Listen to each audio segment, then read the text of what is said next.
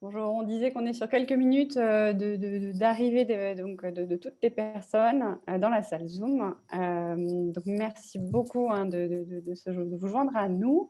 Première minute voilà, de bienvenue et d'accueil. Hop, on continue à accueillir. Bon, là, il y a un problème avec mon truc.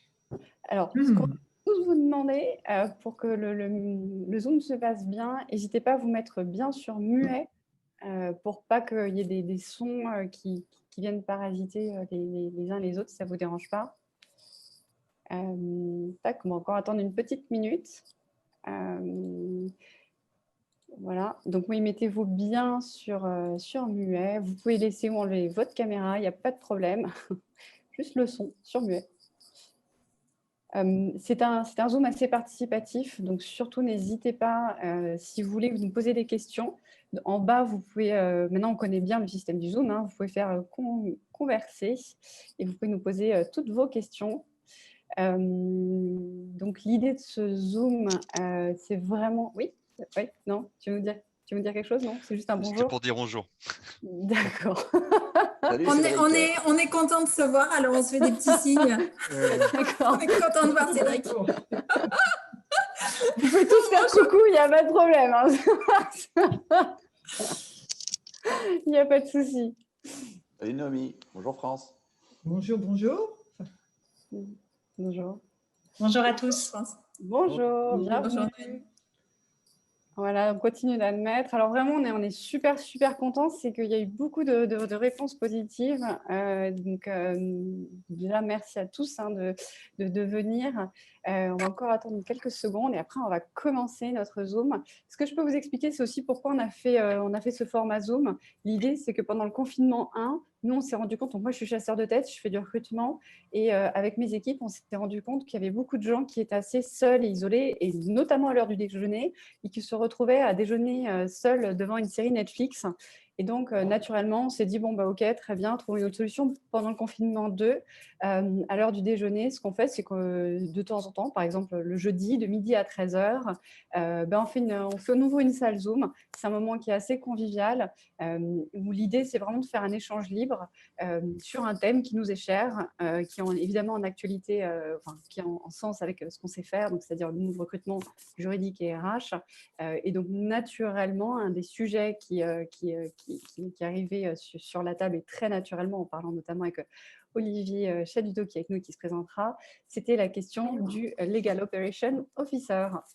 Ça nous met une grosse pression parce qu'en gros, tu dis qu'on est en compétition avec la série Netflix, le jeu de la dame, et un bon croque-monsieur, quoi. Non, c'est pas compatible. Nous, on est mieux que Netflix, ok, et on est plus sympa, d'accord, et on peut se manger un croque-monsieur. Mais il faut adopter. On a la même posture. Ouais, c'est ça. Oui, mais nous, on prend pas de cacheton. Hein. Ouais, c'est vrai. On prend pas de gélules vertes, hein, comme le jeu de la dame. Hein. Des petites gélules vertes, on n'en prend pas, il faut le dire. Ok, Eric, c'est toi qui vas faire l'ouverture à la sicilienne, alors? C'est ça, oui. Voilà. Chacun met son masque, on fait tout ce qu'on veut. Bon, en attendant… Je fais à l'irlandaise, c'est plus… Ouais. On s'est demandé, Eric, parce que quand on attendait que les gens arrivent, il y a une personne qui s'appelle donc France, et à un moment, on s'est demandé, tiens, est-ce que Eric nous a fait une blague? Non, pas du tout, c'était un vrai prénom. C'était un vrai prénom. Donc voilà, l'idée, c'est vraiment un moment très simple et très convivial. On va échanger sur les parcours des différentes personnes et très simplement, si vous avez des questions à la fin, on y répondra avec très grand plaisir. Est-ce que ce format vous convient? Alors, la première chose qu'on va faire très simplement, peut-être qu'on va faire un tour de table des invités. Hélène, est-ce que tu veux bien te présenter, s'il te plaît? Oui, merci. Donc, moi, je suis Hélène Guillot, je suis Head of Legal Ops chez Ipsen, un labo pharma. D'accord. Eric, à ton tour. Eric O'Donnell, donc le responsable de Legal Operations, nous on appelle gouvernance et développement chez Total. D'accord. Et peut-être à ton tour, Olivier, si tu veux te présenter. Moi, je suis Olivier Chaduto, je suis l'associé fondateur du cabinet Day One, qui est un cabinet de conseil en management dédié au juridique et à la compliance. Voilà. Ben, génial, merci à vous trois pour cette première présentation. Ce qu'on se disait avec Olivier quand on a échangé hein, sur sa préparation du Zoom, nous, ce qui nous intéressait en fait sur le Legal Ops, c'était de faire intervenir des gens qui ont des parcours différents, qui ont des histoires avec le Legal Ops qui sont différents. Et donc, c'est vraiment de vous faire rebondir sur une personne comme Eric qui est arrivé où la fonction existait déjà, une personne comme Hélène qui a vraiment créé cette fonction-là. C'était ça aussi le point d'avoir des profils différents. Et évidemment, Olivier qui connaît par cœur le sujet du Legal Ops. Alors, en France, comment on en arrive au Legal Ops? Qu'est-ce que c'est? À quoi ça sert? Quelles sont vos fonctions? Quelles sont vos missions?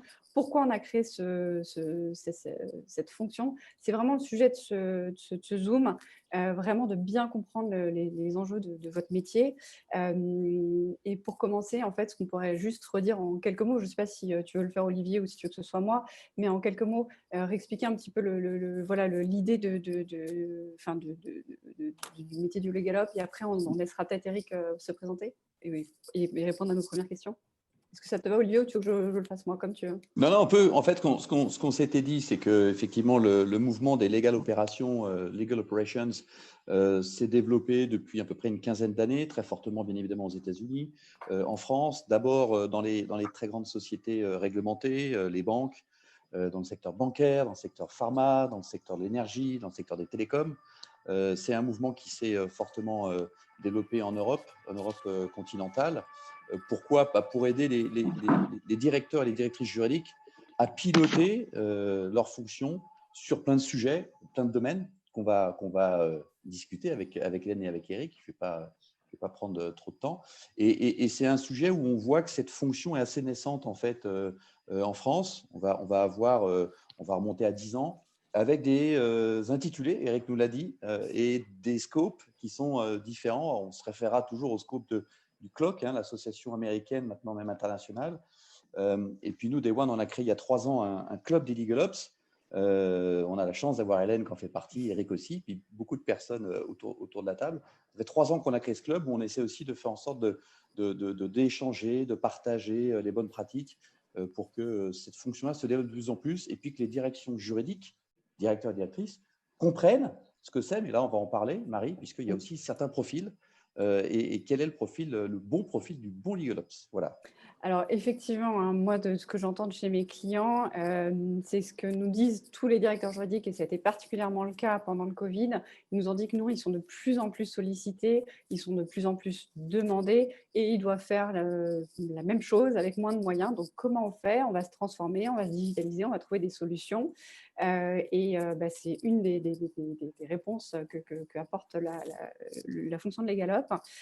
Et peut-être ce qu'on peut commencer, c'est Eric, tu peux nous expliquer la genèse de la fonction de Legal Ops, quelle est l'origine du métier, quel est le cœur de la mission et comment toi, qu'est-ce que tu vois de cette fonction? Chez Total, c'était exactement comme Olivier a expliqué, c'est que Peter Herbel, qui était le directeur juridique de l'époque, il y a plus de 10 ans, n'avait plus le temps de piloter, de gérer, manager la fonction juridique. Donc, il a appelé Patricia Armilla à l'époque de dire, écoute, il faut que tu gères ça pour moi parce que je n'ai pas le temps. Je préfère me consacrer aux affaires juridiques et après, il faut manager la fonction. Donc, moi, j'aime bien quand j'explique ce que c'est le Legal Ops à l'extérieur, des non-juristes même. C'est un peu comme soit le secrétaire général de la fonction juridique ou le directeur de cabinet du directeur juridique, donc le chief of staff en anglais. Et parce qu'on s'occupe de tout ce qui est donc relation avec les cabinets d'avocats, achat d'outils, la formation, un peu de RH, l'innovation, toute cette partie-là qui concerne les rouages de la fonction juridique. Donc, ça a été créé. Moi, je suis le 3e dans ce poste. A vraiment pris l'envergure Legal Operations un peu avant mon arrivée. Donc, mais bon, c'est assez reconnu chez nous. Et concrètement, quelles sont tes missions au quotidien? Le quotidien, en fait, il y a deux éléments. Il y a un premier élément qui est transverse, ce qui est d'essayer d'avoir des idées, de centraliser les questions transverses pour améliorer les fonctionnements comme les outils de gestion des contrats. On essaie de faire les relations avec les cabinets, ça c'est un très important quand on négocie un panel. Et à côté de ça, on a beaucoup plus, quand le directeur juridique me demande de faire des choses qui concernent une réorganisation. Il y a un côté RH, par exemple. Avant, on avait ce qu'on appelait un people review tous les ans, où on passait en revue tous les profils. J'ai trouvé que ce n'était pas très efficace, donc j'ai proposé avec le RH, on a proposé une autre fonction, une autre forme de le faire, de regarder plutôt les besoins des équipes, plutôt que de regarder que les gens, parce que ce n'était pas très concret. Donc, c'est vraiment les deux côtés, le côté chief of staff, vraiment, et le côté management de la fonction, faire avancer ou servir plutôt, accompagner la fonction juridique. D'accord. Olivier, est-ce que tu as une question ou tu veux qu'on passe à Hélène? Dis-nous. Il y avait une question dans le chat de Jean-Christophe qui dit l'implication du Legal Ops dans le recrutement. Est-ce que, Eric, tu as une implication directe dans le recrutement ou est-ce que c'est pas dans le périmètre de ta fonction? Si j'ai bien repris la question de Jean-Christophe. C'est pas dans le périmètre de ma fonction. Le recrutement chez nous est décentralisé. Ce sont les équipes et il faut savoir que chez Total, les directeurs juridiques de branche, qui sont quand même assez importantes même en entité, ne reportent pas directement au directeur juridique. Ce qui ne facilite pas ma tâche, mais donc le recrutement, leur budget de recrutement est décidé par les branches et pas par la fonction juridique. Et justement, est-ce que tu penses que ce ne serait pas une bonne option justement qu'ils soient impliqués dedans? Je pense qu'on est tellement gros qu'on ne peut pas trop centraliser. En revanche, là où je tiens à être impliqué, c'est justement ces questions de réorganisation et des décisions sur en fait, le mécanique. Comment on recrute, quels sont les besoins, quels sont les besoins des équipes pour les mouvements, comment on prépare les carrières et toute cette partie mécanique et ce qui est derrière, ça, je pense que c'est important qu'on y soit. Après, le recrutement lui-même, je pense que c'est beaucoup mieux géré localement. Oui, moi je pense que justement ça peut être intéressant sur la définition des postes parce que souvent il peut y avoir un décalage entre ce que veut la direction juridique et ce que peut comprendre, parce que ce n'est pas forcément leur métier, les RH. Parfois c'est aligné, parfois il peut y avoir un décalage. Nous, en tant que chasseurs de tête, notre métier c'est justement de bien faire le lien entre les deux. Et ça pourrait être aussi intéressant d'avoir des personnes comme vous qui puissent faire le lien, le go-between. Hélène, je t'ai coupé la parole. Tu voulais dire quelque chose? Non, j'allais juste rebondir sur la question par rapport à Eric pour dire que moi, j'étais un peu impliquée dans le recrutement, mais c'est pas directement dans les entretiens, les postes, mais plutôt dans le jeu d'échiquier, de se dire notre objectif en tant que Legal Ops peut être de faire en sorte que la structure et l'organisation juridique répondent aux besoins de l'entreprise. Et donc, ça veut dire, tu gères un peu tes masses en te disant, là, dans les 2 ans, il faut un peu réduire la masse des juristes contractuels pour aller vers plus des techniciens, artificial intelligence, etc. Et donc, en fait, on peut être impliqué dans toute cette logique-là parce qu'on travaille sur de la stratégie. Ben, en tous les cas, on va rebondir sur ce que tu dis et ce qu'on avait trouvé super passionnant, enfin, quand je t'ai écouté, quand on a préparé ce Zoom, c'est la manière dont tu as créé la fonction de LegalOps au sein de Ipsen. Comment ça s'est passé? Qu'est-ce que tu fais quand tu arrives? Au bout de, maintenant, ça fait à peu près un an. Pleurer. Oui, bon, d'accord. Alors, une fois qu'on a Non, pleuré, ouais. et qu'on a fait Pour revenir, en fait, et au bout d'un an, quels sont les premiers bilans que tu peux faire? ouais. Juste pour revenir sur la genèse, un peu comme Eric, hein, le General Oui. Counsel, il a créé cette fonction parce qu'il n'avait pas le temps de s'occuper des aspects structurels. Et ça s'est surtout passé parce qu'en fait, ça faisait des années qu'on se disait, en tant que juriste, l'essentiel, c'est d'être business partner. On est une bonne direction juridique si, contrairement au cabinet d'avocats, on a bien les mains dans le cambouis, on comprend l'enjeu des business units pour lesquels on travaille, jusqu'au jour où Olivier Chaduto a débarqué chez nous et a travaillé sur la compliance, et qu'à ce moment-là, mon General Counsel a vu le bureau d'à côté travailler sur une structuration et gagner beaucoup en efficience opérationnelle. Et là, il s'est dit, en fait, peut-être qu'on peut, en plus d'être business partner, on peut optimiser, avoir de l'excellence opérationnelle. C'est un peu comme ça que ça arrive. Et donc, du coup, j'ai eu le poste parce que comme ça faisait 5 ans que je criais aux besoins de structuration. Quand je suis arrivée dans le poste, en fait, je me suis retrouvée devant un pléthore de choses à faire. Heureusement, j'ai beaucoup discuté avec Eric, qui m'a beaucoup aidée à ce moment-là, rien qu'en partageant son expérience. C'est assez difficile de se dire, il y a tellement de choses à faire, les LegalOps font tellement de choses, par quoi je commence? J'ai commencé par 2 choses. La première, c'est travailler sur les points de douleur. Donc, identifier les tâches à faible valeur ajoutée qui prennent du temps aux juristes. Après, regarder quels sont les process qui manquent pour clarifier le qui fait quoi.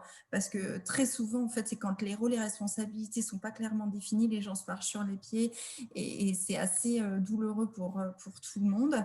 Et puis, regarder donc, qu'est-ce qui pourrait améliorer la performance, retenir les talents. Donc ça, c'est la première chose, travailler sur les points de douleur. Et la deuxième chose par laquelle j'ai commencé, c'est travailler sur le plan à 5 ans de l'entreprise, où est-ce qu'elle doit aller et du coup, regarder où est-ce que notre fonction juridique doit renforcer ses forces, acquérir des nouveaux talents ou des nouvelles compétences pour pouvoir être la direction juridique que l'entreprise mérite dans son plan à 5 ans. D'accord. Ok, merci en tout cas pour ces premiers éléments. Ce qu'on se disait aussi, ce qui peut être intéressant, donc tu citais Olivier qui a pu vous aider dans cette démarche. Olivier, je me tourne vers toi. Est-ce que tu veux rajouter une question ou est-ce que tu veux partir sur l'état des lieux du marché? Dis-nous.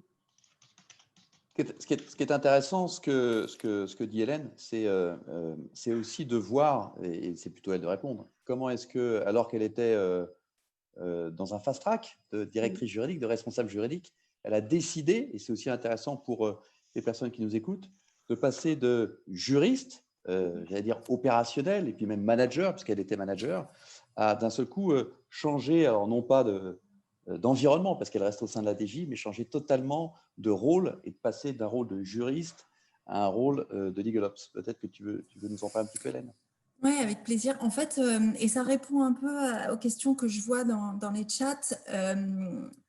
Est-ce que la direction juridique, le LegalOps ne s'occupe que de la direction juridique? En fait, moi, ce dont je souffrais beaucoup, c'était de voir qu'il n'y avait pas forcément de consolidation entre tout ce que faisait la direction juridique, tout ce que d'un point de vue opérationnel, je devais délivrer, voir la cohérence que ça avait avec d'autres fonctions support, comme les achats, la finance, la compliance, l'IT, et qu'en fait, il n'y a jamais personne il y a très rarement dans les entreprises un poste qui vise à structurer et à faire en sorte que ces fonctions support soient interopérationnelles. C'est devenu, pour moi, c'est ce qui a fait que j'ai eu envie de changer de poste et de créer ce lien qui fait qu'il y a une espèce de mayonnaise au sein de l'entreprise qui permet au business de pouvoir être plus efficace. Et donc, au quotidien, je travaille au service de la direction juridique, mais essentiellement avec d'autres intervenants qui sont pas du tout de la DG. Et justement, c'est un point, comment les autres intervenants et aussi l'équipe directeur juridique l'a perçu, cette nouvelle fonction, comment ça a été vécu en interne? Tout le comité de direction juridique a appelé de ses voeux ce poste, donc j'ai été très très bien accueillie pour le poste. Après, comme j'étais pas la seule à le vouloir, ça c'est une autre question. Un autre sujet, effectivement. Oui, mais très très bien. Et après, il faut pas, enfin, ils voient tout à fait ce poste comme à leur service. D'accord. En fait. Donc, tu as réussi à communiquer justement pour rendre le poste vraiment dynamique et expliquer que c'est là pour les aider et pour leur faire gagner du temps et de l'énergie, en fait. Oui, tout à fait. De la même manière qu'avant, quand j'étais directrice juridique, je présentais ma roadmap à mon GM. Là, je présente ma roadmap annuelle à la direction juridique. C'est à eux que je rendais compte. Toi aussi, Eric? Oui. Donc, moi, je rencontre directement au directeur juridique et c'est à lui que je mets la stratégie pour l'année qui vient, le roadmap, surtout le roadmap informatique, des outils informatiques. Et donc, on partage ça avec notre comité juridique du groupe.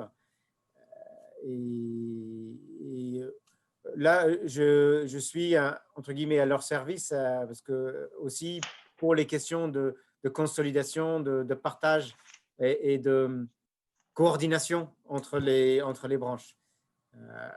Donc ça, je le fais, mais j'insiste sur le fait que les directeurs juridiques des branches sont très puissantes, très puissants dans leur domaine.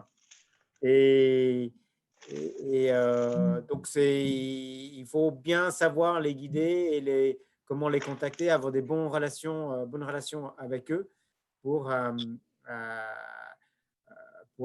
rester pertinent même et pour faire avancer des sujets qui les intéressent et qui peuvent faire avancer la fonction de manière générale. Parce que là c'est ce qui est intéressant avec les questions, est-ce que c'est que pour la direction juridique ou pas? Nous, honnêtement, on est tellement gros, rien qu'à Paris, on est 250 juristes à Paris. Les organiser, c'est parfois essayer de gérer des chatons, parce qu'ils partent tous dans leur propre direction, et pour les rassembler et regarder tous dans la même direction, c'est pas toujours facile. Tu es un chien de berger. Ah bah oui, mais bon, c'est pas des moutons qui suivent, hein, c'est des chatons qui partent vers le sud. Belle image. Herding cats, on dit en anglais. Donc, je sais pas. D'accord. Bon, très bien. Merci beaucoup, Eric. On va en arriver donc à Olivier. Toi qui connais bien la fonction donc, de Legalop, est-ce que toi, tu nous as parlé d'une étude que tu avais faite, nous donner peut-être un état des lieux du marché, combien ils sont en France, est-ce qu'on a déjà des idées de grille de salaire, des éléments bien déterminés sur le rattachement, enfin voilà, est-ce qu'il y a ce genre une petite espèce de cartographie du Legalop en France aujourd'hui? Alors, grâce, justement, j'ai dit tout à l'heure, grâce à notre cercle des Legalops, parce qu'il faut quand même les remercier, montés il y a 3 ans, on les a interrogés, tous, puis on a interrogé ceux qui étaient au plus large sur le marché pour essayer de discuter, ou au sein même de nos clients.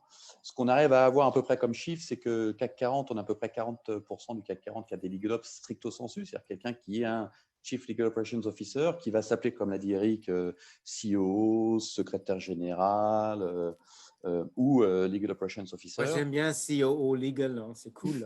Ouais, c'est cool. Mais toi, c'est parce qu'il y a Chief dedans, tu aimes bien. Donc, c'est à peu près une quarantaine de %. Comme je disais tout à l'heure, ça a démarré par les secteurs réglementés, banque, assurance, pharma, énergie, télécom. Mais avec des notions différentes. La banque, sans dévoiler de chiffres précis, mais tout le monde les connaît. Les banques françaises ont plus de 1000 juristes dans le monde. Ouais. Donc, quand on est en train de gérer le legal operations de 1000 juristes, enfin entre 1000 et 1800 pour être même beaucoup plus proche de la réalité, c'est pas un legal ops, c'est pas 2 legal ops. On peut trouver certaines entités en France ou à l'étranger où on a 10, 15, 20 personnes avec des gens qui sont dédiés à la communication du LegalOps, des gens qui sont dédiés au RH, des gens qui sont dédiés à l'IT au sein du LegalOps. Donc voilà. Et puis, on a des gens à côté qui sont tout seuls à essayer d'être chef d'orchestre et à essayer de se développer. Sur le SBF 120, on a à peu près, nous, avec les clients et le cercle des LegalOps, trouvé entre 20 et 25% qui avaient, c'est en train vraiment de monter, puisqu'on a plein de clients chez qui nous, on arrive, nous, Day One. Ce n'est pas Olivier qui arrive, c'est Day One, c'est une équipe d'abord. Et on essaie de plus en plus d'essayer de le recommander.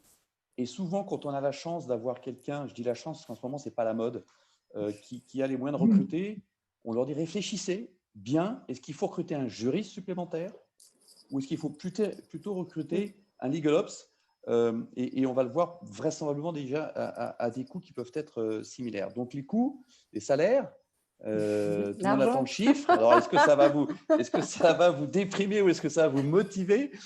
Pour l'instant, en France, en interrogeant notre cercle, on a un salaire annuel de 95 600 €.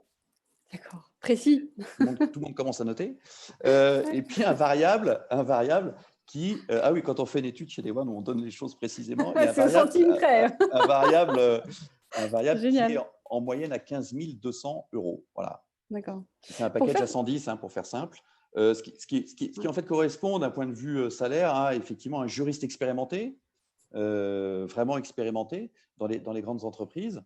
Et donc, on peut se demander si, comme l'ont dit très bien Hélène et Eric, est-ce qu'on a besoin de cette personne, cette compétence qui va vraiment être un support, qui va aider, Hélène l'a dit au tout début, à ce que les juristes se focalisent sur la forte valeur ajoutée. Et puis, ils vont travailler sur le digital, les process, le knowledge, les policies, le support, le partage. C'est quelque chose de très, très, très important. Véronique Chapuis l'a dit, partage avec les directions internes et puis partage au sein de la direction juridique en France et à l'international. Donc voilà à peu près comment ça s'est passé. Le dernier point qui est important, puisqu'on leur fait un petit peu la cartographie, il est assis à côté de Dieu. Il faut qu'il soit assis à côté du directeur juridique ou de la directrice juridique, membre du CODIR juridique. Voilà. Ce n'est pas quelqu'un qui est à la cave et qu'on appelle uniquement pour qu'il aille nous chercher un petit tournevis. C'est quelqu'un qui est stratégique, qui connaît tout le fonctionnement de la DG, mais aussi au-delà de l'entreprise, et qui est assis à côté du General Counsel. Okay. Et avoir le soutien. Ouais, c'est primordial d'avoir ce tone at the top. C'est assez marrant ce chiffre de 110 cas quand tu prends les études de l'AFJE sur le directeur juridique moyen en France. Donc France, ils retombent sur ce chiffre alors qui est vraiment tout de suite à pondérer, mais ils te disent que le responsable juridique en France, on est autour d'un 110 cas. Bon, c'est à pondérer évidemment, mais c'est un chiffre qu'eux ressortent également. Moi, j'ai une question également pour toi, Olivier, en termes de… Est-ce que tu peux quantifier, c'est-à-dire nous dire, est-ce que les LegalOps sont plutôt dans des petites, grandes structures? Est-ce qu'on a une ordre d'idée à peu près en France combien ils sont? L'équipe? Ouais. L'équipe, elle est très, très faible parce qu'en fait, l'équipe, elle va être, une fois encore, en dehors du CAC 40. Il y avait une question de Noémie, est-ce que c'est les rémunérations du marché parisien? J'aime bien cette expression marché parisien. C'est normal quand on est à Lille qu'on parle comme ça. Donc, c'est les rémunérations des sociétés. C'est un clin d'œil pour Noémie. Noémie, défendez-vous. J'assume parfaitement être directeur juridique d'une entreprise lilloise qui se revendique tout à fait lilloise. Et comme j'ai mon futur LegalOps dans l'assistance, je m'inquiète des niveaux de rémunération. C'est pour ça. Voilà. Mais on est tous prêts à baisser nos tarifs pour travailler pour Decathlon. Je n'en doute pas, merci Olivier. Sur la taille, en fait, tu sais d'ailleurs, puisque tu cites la FJE qui est une excellente association, la taille moyenne des directions juridiques en France, d'après la dernière étude de la FJE, c'est 3. Ouais. 3 juristes. Donc, effectivement, si si on commence à recruter quelqu'un en plus, un quatrième, Ouais. donc on va vraiment tendre vers, vers 1,5. Pourquoi? Parce qu'il y a, comme je l'ai dit, les grosses entreprises du CAC 40 avec leur siège à Paris, qui ont 2, 3, 10, 15 potentiellement.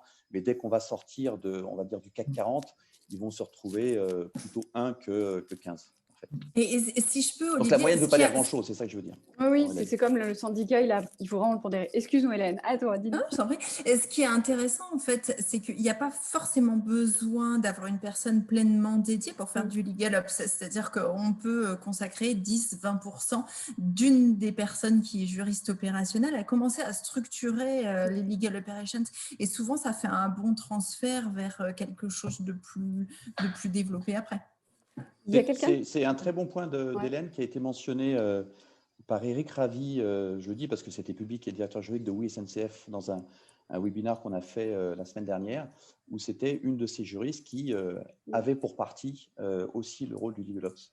Donc c'est aussi une capacité de mettre en place cette fonction que je trouve indispensable. Si on n'a pas les moyens, ça peut aussi motiver certains juristes de prendre à 20% de leur temps, alors ça fera du 120, hein, parce que ce n'est pas en moins, cette fonction ou une partie de la fonction.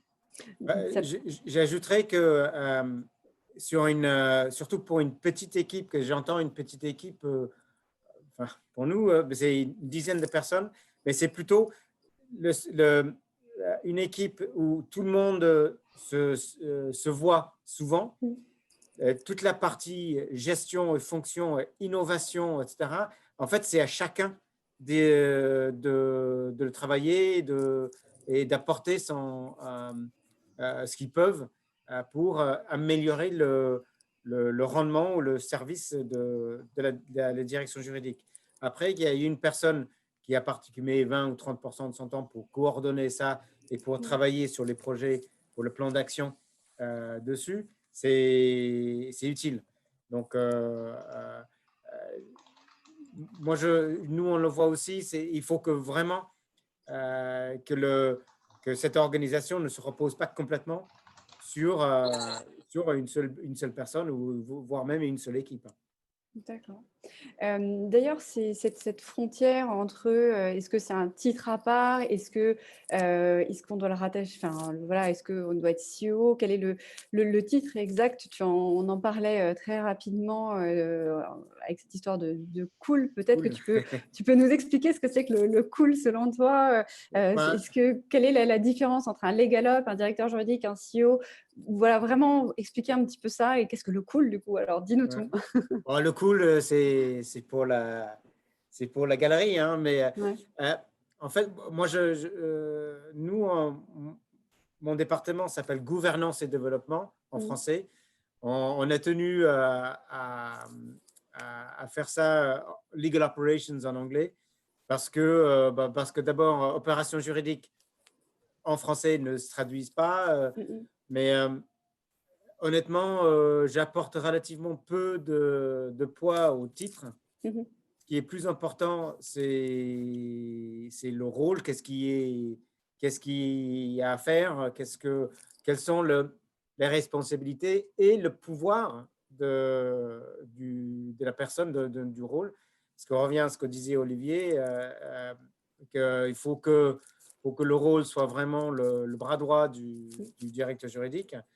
Et après, il faut que dans les fonctions doivent être cohérentes, ce qui nous revient à la partie RH, par exemple.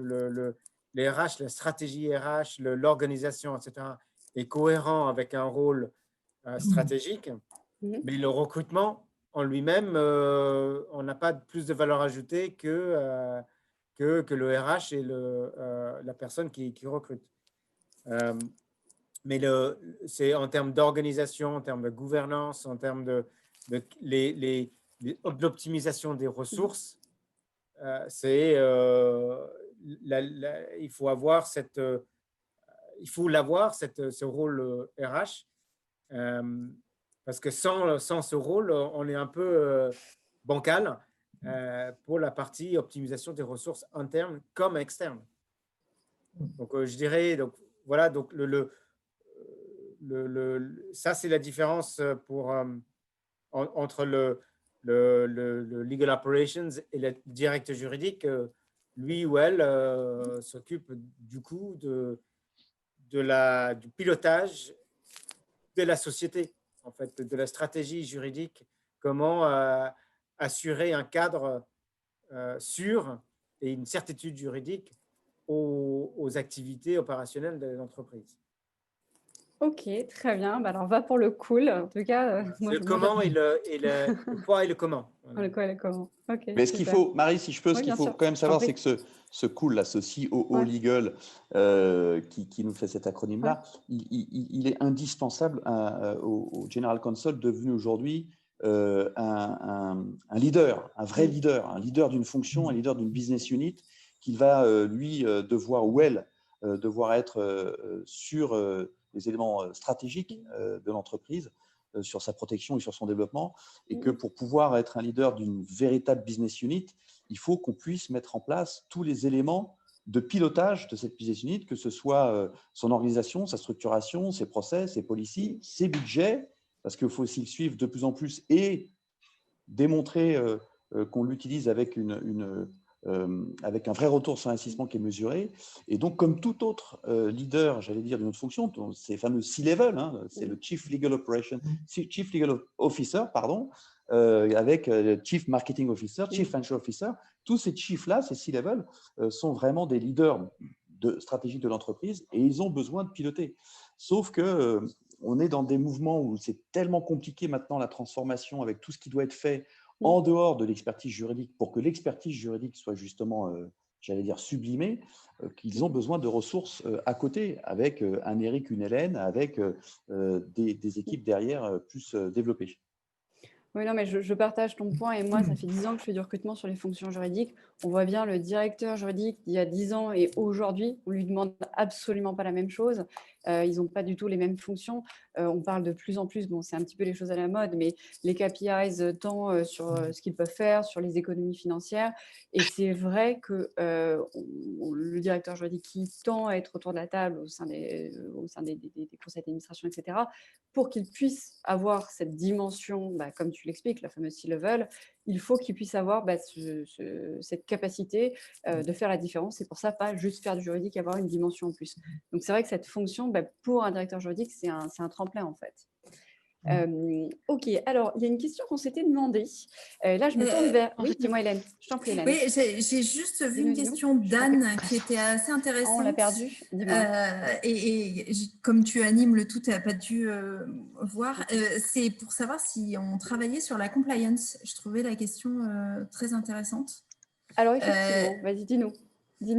Juste en 2-3 minutes et sûrement Eric pourra répondre de son côté. Moi, je ne travaille pas du tout. En fait, la compliance ne fait pas du tout partie de mon scope de travail. Je suis vraiment dédiée à la direction juridique. Par contre, une chose est sûre, c'est que c'est un point négatif dans l'entreprise de ne pas comprendre la différence entre la direction juridique et la direction compliance, éthique et compliance chez nous. Donc, ça fait partie énormément de mon travail d'arriver à distinguer le qui fait quoi et à la fois les séparer dans la communication, mais aussi les joindre et assurer leur cohérence dans leurs objectifs annuels. Donc, je travaille beaucoup à ce que tous les ans, on sache comment ces deux départements s'imbriquent. Et dernier point, il y a des choses qui font bien mieux que nous. Et donc, j'essaye de leur piquer leurs compétences et leurs ressources qu'on n'a pas beaucoup au juridique, qui est le monitoring et les e-learning. En fait, la fonction compliance est très habituée à faire ça, là où les juristes, ce n'est pas trop haut dans notre ADN. Du coup, on fait des… je vois France qui dit Dodeline, peut-être que vous êtes spécialiste, France, je veux bien vous partager sur le sujet. Du coup, on essaye de capitaliser là-dessus. Je me suis mise il y a longtemps. Voilà, moi non. Il faut dire que chez Ipsen, ce n'est pas un secret, hein, la compliance, c'est totalement séparé, c'est une autre direction avec un autre leader, enfin une autre leader en l'occurrence, à sa tête, ce qui n'est pas forcément le cas dans d'autres entreprises où du coup il y a le juridique et la compliance, et à ce moment-là, le Legal Ops, bien évidemment, va travailler sur les sujets compliance, donc ça va dépendre vraiment de l'organisation en réalité. C'est clair, ça dépend des besoins de l'entreprise. Et juste parce qu'il y avait eu une question, cette fonction-là, elle n'est pas spécifique au legal. Vous avez d'autres corporate functions, comme on les appelle, qui ont aussi un équivalent LegalOps. Ils ne l'appellent pas legal, bien évidemment. Souvent, ils l'appellent COO, à la finance ou d'autres fonctions de plus en plus qui développent cette fonction indispensable aujourd'hui pour piloter les grandes fonctions corporate. Super. Il y a quelqu'un qui vient me poser une question sur la partie budget. Je sais que c'est un sujet qu'on voulait aborder. Alors, est-ce que les LegalOps ont un budget propre ou leur budget dépend de la direction juridique? Par ailleurs, ont-ils vu leur budget diminuer depuis la Covid-19? C'est un de nos sujets, donc qui veut répondre? Eric, Hélène, Olivier? Je dirais d'abord oui. Et d'ailleurs, c'est une partie intéressante parce qu'on doit vraiment travailler le budget pour la fonction juridique, déjà pour la direction, nous, ici. Après, on consolide avec la fonction juridique. Et il y a deux éléments. D'abord, il y a la partie gestion des dépenses d'avocats. Alors, comment on peut les améliorer, comment on peut les utiliser, les données, etc. Et là, on est en plein dedans. C'est affecté. Excusez-moi, il y a une personne qui... Oui. Est-ce que vous pouvez vous mettre sur mute? Morgane n'est pas mutée. Je vais essayer de la retrouver. Morgane, est-ce que vous pouvez vous mettre sur mute? Tac, c'est bon. Après, il y a la partie, après, donc il y a la partie vraiment budget. Ouais. Et on s'est bien amusé en 2020 en voyant, il y a comment couper le budget, parce que j'ai dû reporter des projets informatiques. Après, il faut les remettre, mais des choses ne sont pas forcément améliorées, donc il faut les justifier.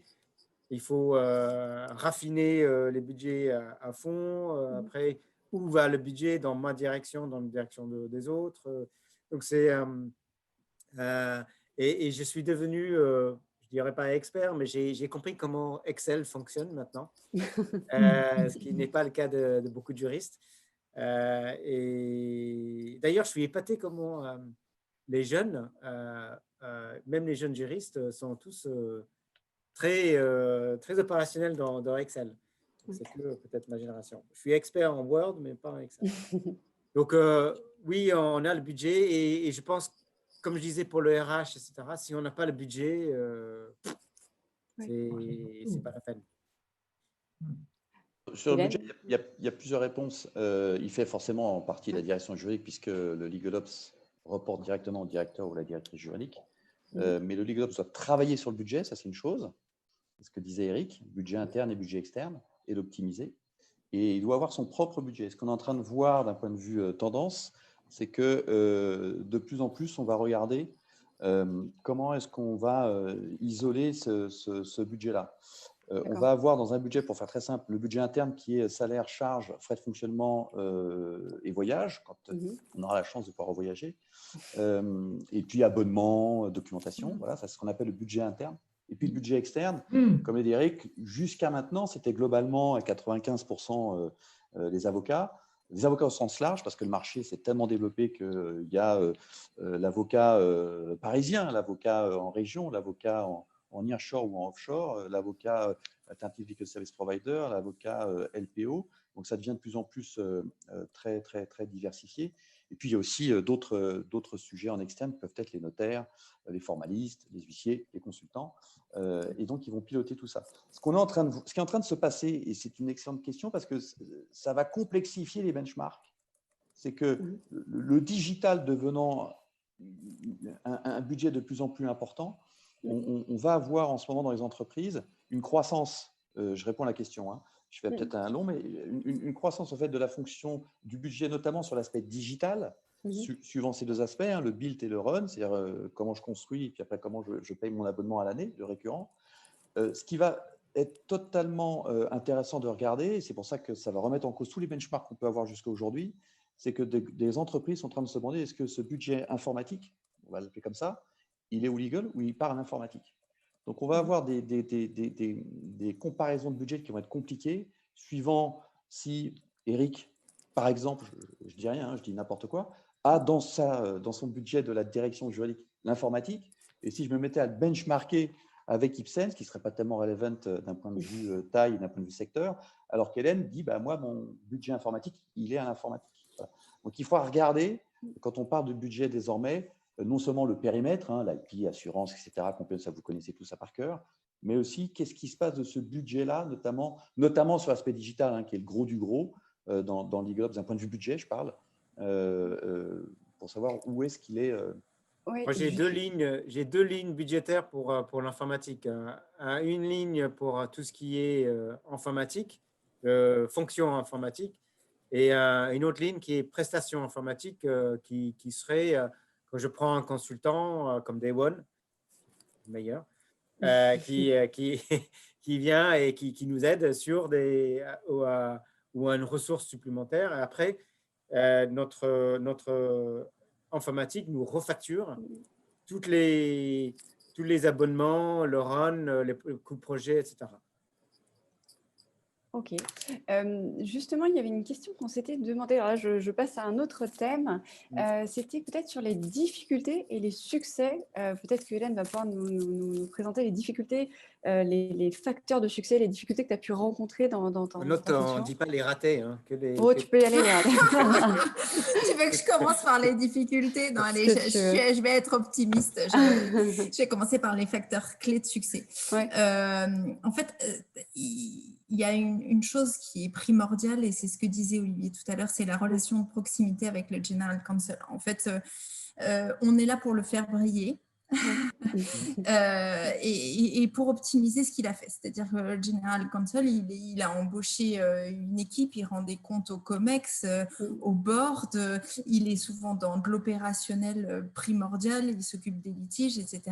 Et donc, du coup, il faut pouvoir prendre des décisions à sa place, donc suffisamment le connaître pour pouvoir être son émanation. Et puis, faire en sorte de travailler vraiment pour lui, pour être la personne qui maintient la mayonnaise en permanence. Je suis très mayonnaise aujourd'hui, je ne sais pas pourquoi. Il n'y a pas de problème. Voilà, donc la première facteur clé de succès, c'est ça, c'est la relation avec le GC. Pour moi, il y a un deuxième facteur clé de succès, c'est de venir du juridique. C'est-à-dire que je pense que j'aurais eu du mal à avoir une crédibilité et à avoir la technicité à identifier les points de douleur, là où il fallait travailler et comment le faire si je n'avais pas travaillé dans cette entreprise en tant que juriste d'abord. Et la troisième chose qui compte aussi, c'est de pouvoir s'intégrer dans les écosystèmes. Donc, c'est un peu contradictoire avec ce que je viens de dire il faut être très juriste. Non, il faut aussi arriver à s'intégrer dans des écosystèmes et arriver à naviguer avec eux.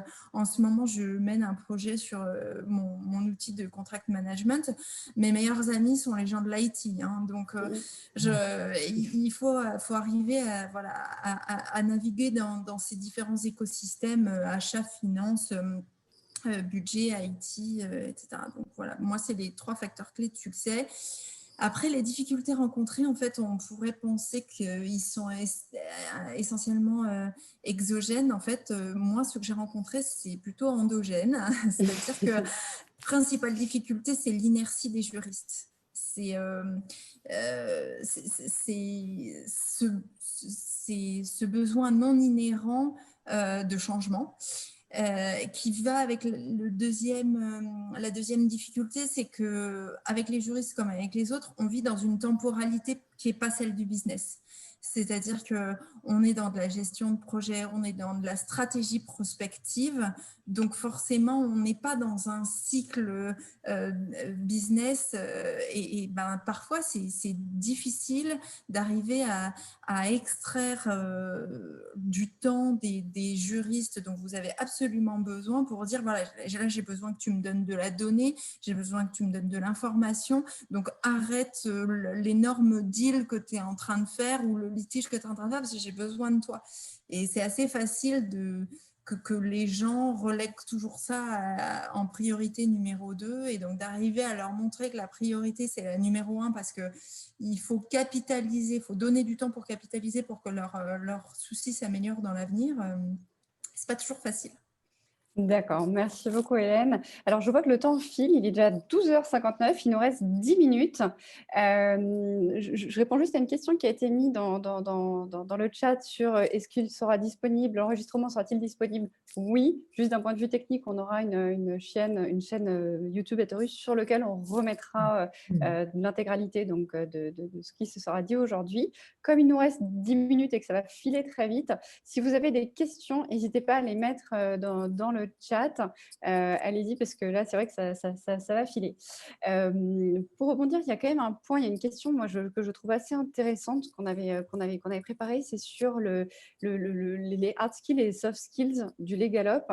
En tant que recruteurs, hein, ce qu'on dit souvent, c'est qu'à deux candidats égaux sur la partie hard skills, on va aller sur les soft skills. Justement, pour un bon LegalUp, quels sont tu as commencé à en parler, Hélène, hein, et donc c'est pour ça que oui, la chaîne Atorus, ouais. C'est pour ça que je me permets de rebondir un peu dessus. Quels sont les soft skills qui sont attendus pour le LegalUp d'aujourd'hui et de demain? Olivier, qui veut prendre la question? Il faut savoir écouter, c'est clair, l'écoute est essentielle. Il faut aussi être persévérant. Ouais. Il faut, parce que, comme disait Hélène, on n'arrive pas toujours à son but. On trébuche. Il y a des ratés, parce qu'il faut avoir des ratés, parce qu'on tente des choses et qui ne marchent pas. Et la difficulté, c'est qu'on tente des choses avec une équipe qui a dit « Ok, je donne le temps », ça ne marche pas ou ça mène nulle part. Il faut savoir recommuniquer et remotiver d'autres.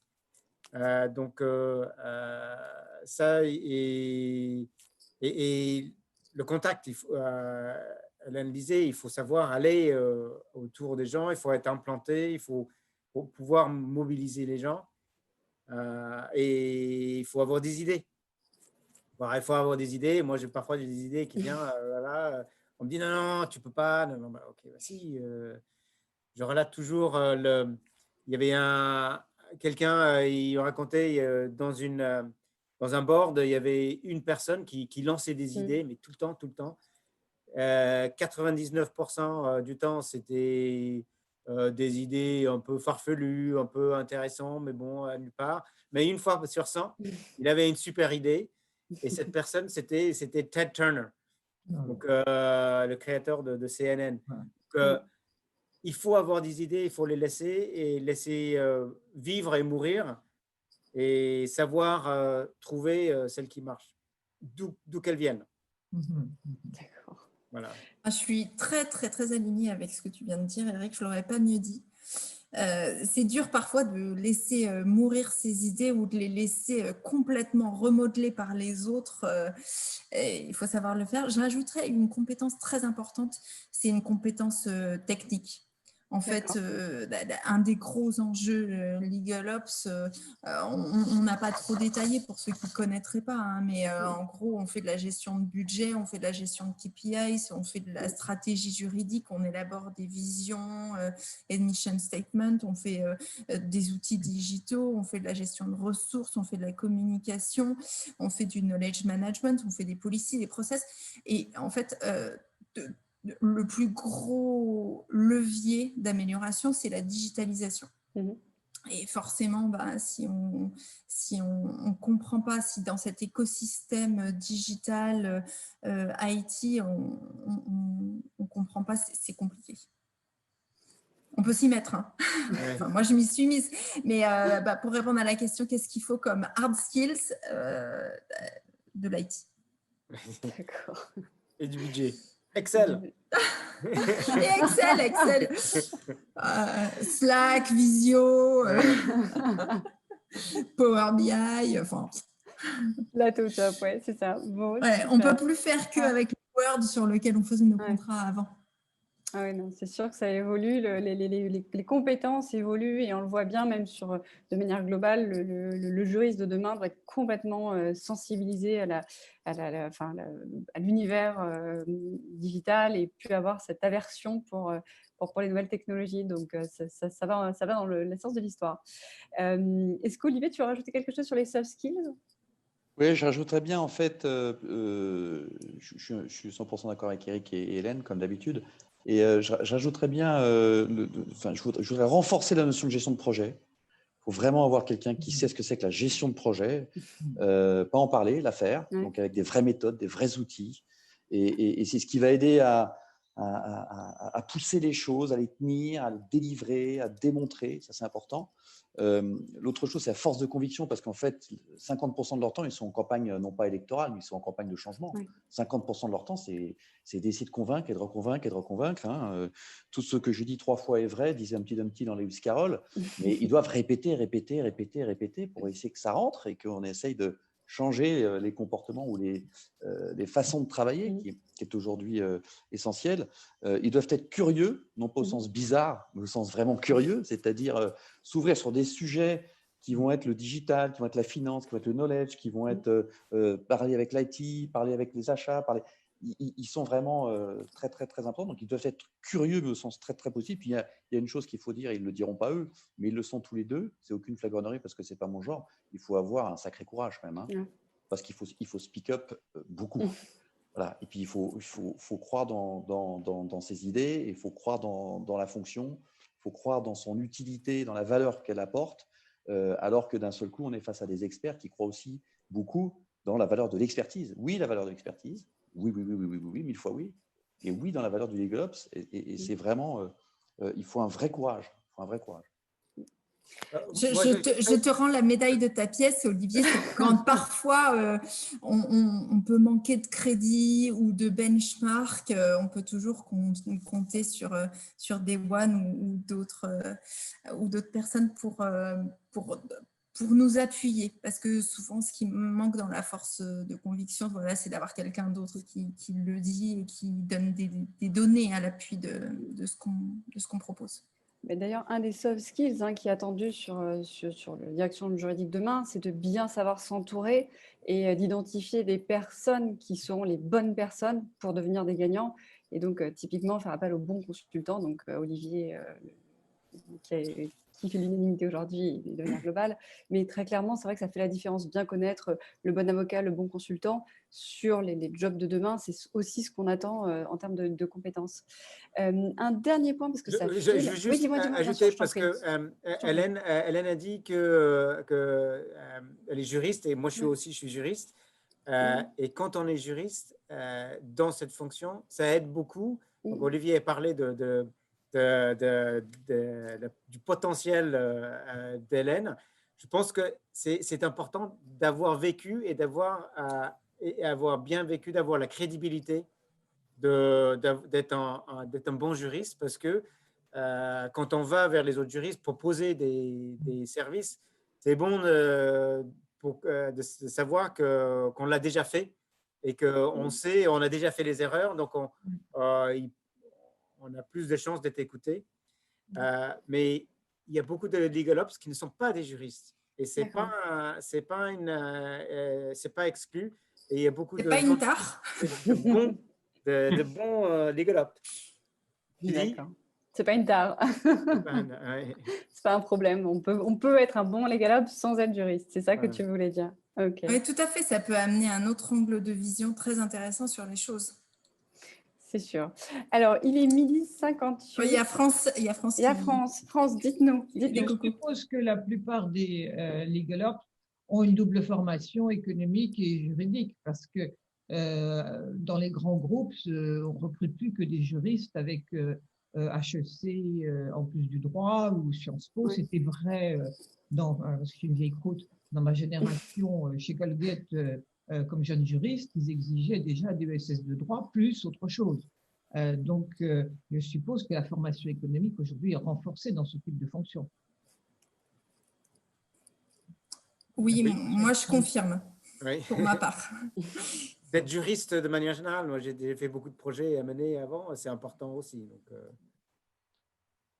effectivement, sur les profils d'aujourd'hui, quand les étudiants en droit sortent donc des années de fac classiques, ils doublent quasiment, pas systématiquement, mais très régulièrement, surtout s'ils s'orientent sur une partie droit des affaires, par un M2 dans une école de commerce ou par une double formation en économie. Donc ça, c'est vrai que ça va également, ça s'est renforcé, on a vu sur les profils qui sortent. Et il y a un point aussi sur l'anglais, on le voit aujourd'hui, maintenant, c'est systématique. Il y a un vrai bon niveau d'anglais.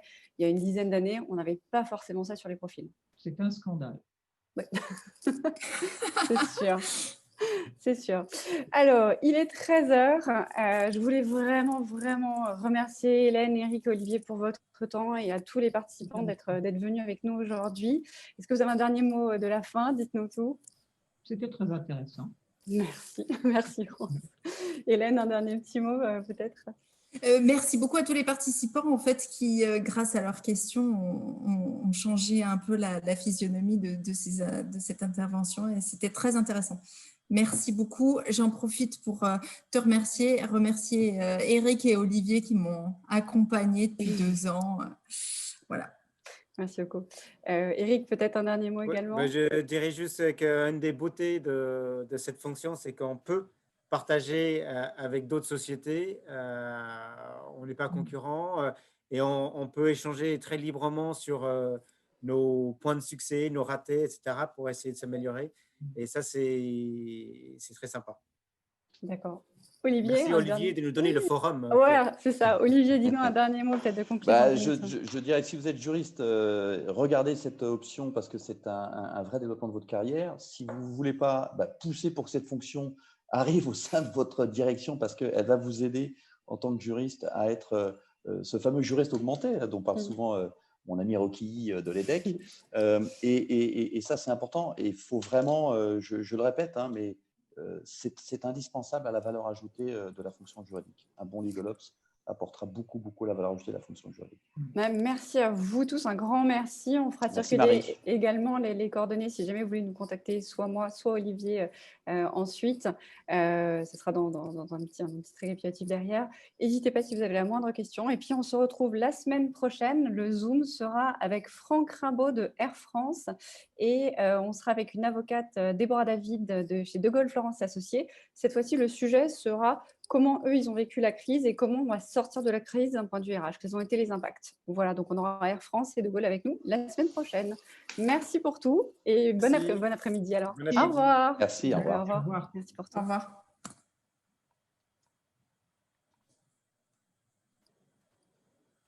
Vous voulez qu'on reste quelques minutes ensemble ou vous devez filer? Non, moi, ils ont filé, mais... Ah, ils ont filé. Bon, merci mille fois. Merci beaucoup.